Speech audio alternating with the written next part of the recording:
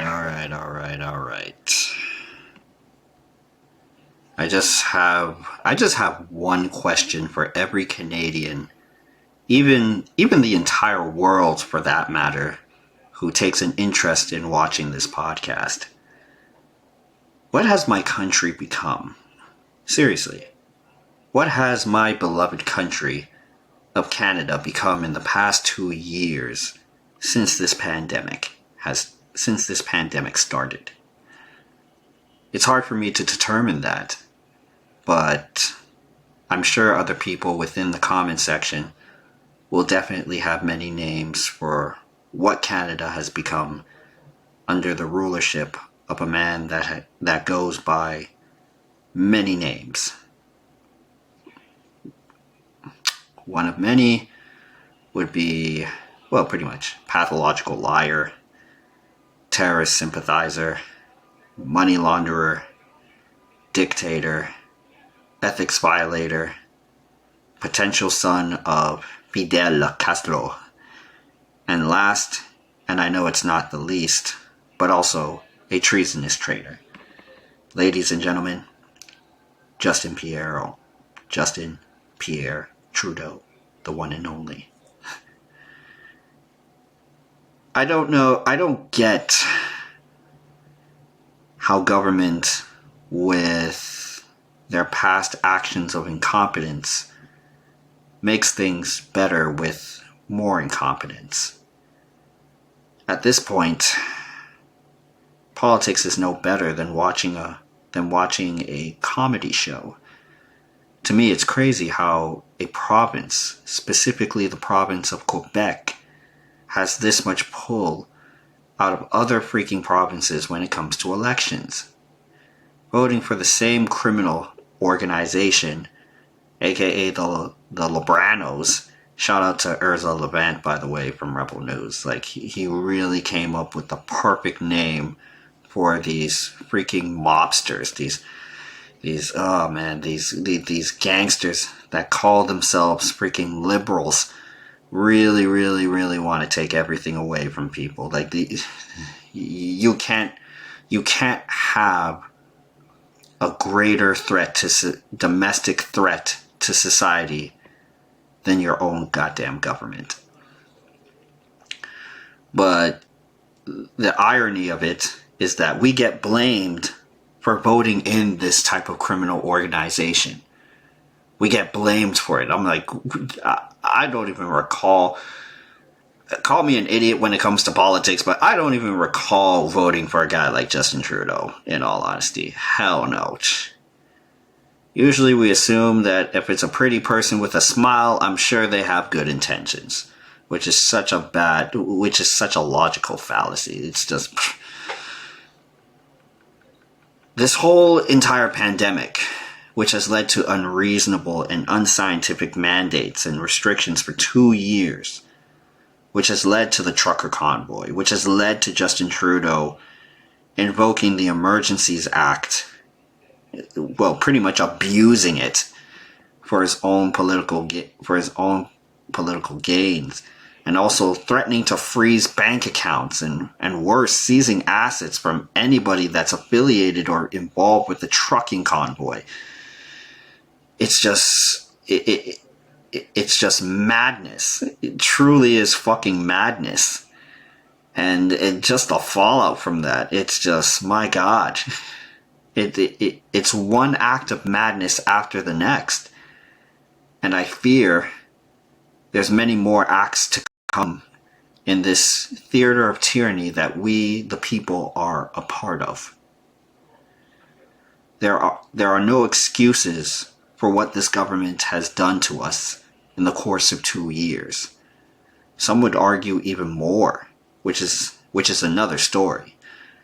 I feel the government's actions will forever have long-lasting effects on its citizens.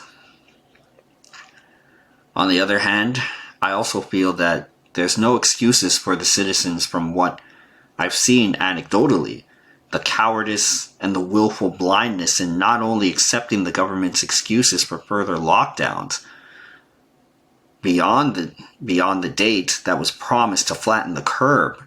But even up to this point now, having measures being suddenly lifted, but maybe reinstated back again due to monkeypox. Oh gosh, here we go.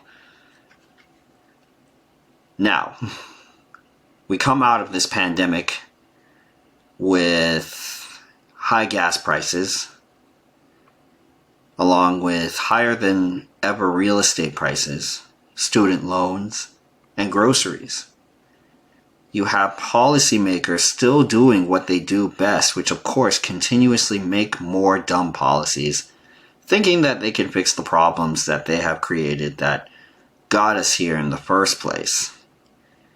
Then, finally, the war on Ukraine, as the news presents it. Now, forgive me for my lack of knowledge when it comes to geopolitical affairs, but why is America and my country of Canada poking the bear known as Russia, specifically Vladimir Putin? As far as I know personally about the situation, Russia has nukes and a former assassin at the helm. America looks to establish itself as a world police, or pretty much the ultimate mafia gang of the world, and has been trying to establish that identity for as long as I can remember through Iraq, Afghanistan, and now Russia. All three are failures, by the way. But, I mean, yeah, it's another story, but I digress. With the help of the United States, Ukraine, it would seem, is looking to have a seat at the NATO table, while sticking the middle finger at Russia all at the same time. So now, here we are in times of great peril and distress with all these things happening around us. In my honest opinion, I just don't think government is going to solve this problem. I just don't think that government is good at solving problems in general because it's an entity of force. There's no flexibility when it comes to dealing with entities of force.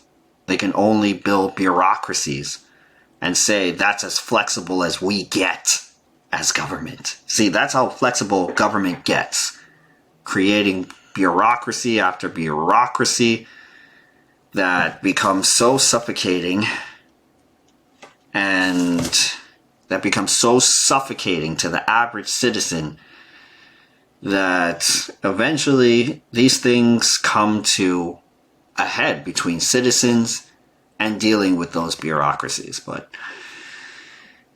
yeah, everything is done by decree, which eventually leads to authoritarianism.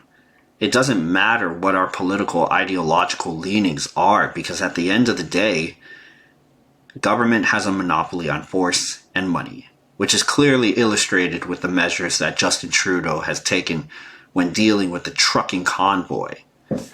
This gives us, the people, even more reason to create our own alternative society. As a matter of fact, it's already been happening progressively throughout the years. From what I know, there was Amazon, which was founded in the 90s, a business that started with selling and delivering books online, then moved to other avenues of products and services, and now it's a $1 trillion global conglomerate decades later. Uber, a transportation company that's in the business of mobility services, is used as an alternative to the regulated cab industry with its high fees and, I would argue, poor customer services throughout the years.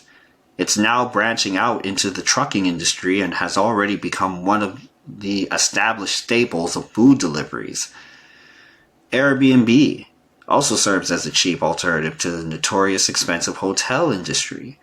I know this is just a short list, but what I want to say is that these businesses serve as cheap alternatives to traditional products and services in which society has been accustomed to paying high prices for years. It's only a matter of time before crypto and smart contracts become alternatives that undercut the current establishment that is trying to rule over us. Keyword, rule. Well, keyword, trying, and haven't succeeded in that endeavor just yet. Some of us were smart enough to see through the bull and make adjustments, while others, well, still have their heads stuck in the sand or up their asses, whichever one feels comfortable. I think it was Dennis Prager of Prager University that said 1 year ago that liberty is a value and not an instinct. At first, I didn't get it. But then, after seeing folks rationalizing giving up their freedoms or rights for this false sense of security, that's when I said to myself, now I get it. I still can't believe it's come down to this, though. It's come down to this point. It's come down to this point in time where we either fight like hell to protect our freedoms and basic human rights, or surrender these things to the sociopathic elites that will stop at nothing to rule over our lives. All I can say to that is choose the former. Break away from the social conditionings that impede you from critically questioning why things are the way they are. Dare to think outside the box when everything has been placed inside it already. Dare to find your own paradise. I'm your host, J-Moody, and thank you for watching the first episode of the Banana Boy Paradise podcast. Now I will leave you all with a famous quote from The Matrix, aka the one known as Neo. And it's written as follows. I know you're out there. I can feel you now. I know that you're afraid.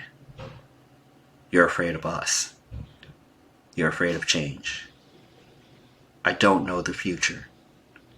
I didn't come here to tell you how this is going to end.